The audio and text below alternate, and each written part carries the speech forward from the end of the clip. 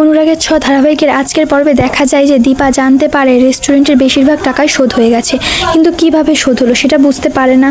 অন্যদিকে ওই মিউজিক ভিডিওতে রূপা নাচ শুরু করে, তবে নাচতে নাচতে রূপা মাথা ঘুরে পড়ে যায়। রূপাকে নিয়ে খুব দ্রুত গতিতে হসপিটালে চলে যায় কৃষ্ণ এবং সোনা।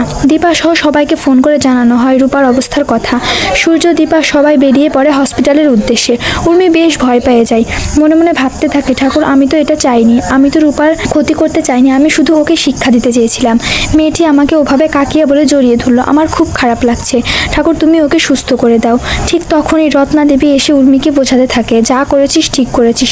তবে উর্মি প্রচণ্ড ক্ষেপে গিয়ে তার মাকে বলতে থাকে, আমি সবাইকে বলে দেব আমি এই কাজ করেছি। তবে রত্না দেবী নিজের মাথার দিব্যি দেয় এবং উর্মিকে কিছু বলতে দেয় না। অপরদিকে দেখা যায় উপরে দাঁড়িয়ে দীপ সবটাই শুনতে পায় এবং বুঝতে পারে তার মা আর দিদা মিলে রূপা দিদিকে মারার চেষ্টা করেছে। অন্যদিকে দেখা যায় রূপাকে অ্যাডমিট করা হয় হসপিটালে। ডক্টর রূপাকে চেক আপ করার পরে জানায় যে রূপার পেটে বিষ পাওয়া গেছে আর সেটা দুধের মধ্যে দিয়ে গেছে। এই কথা শুনে চমকে যায় দীপা। সূর্য ভাবতে থাকে এমনটা কি করে হলো। পরে দীপা ভাবে রূপা তো বাড়ি থেকে বের হওয়ার সময় দুধ খেয়ে বেরিয়েছিল আর দুধটা উর্মি রূপাকে দিয়েছিল।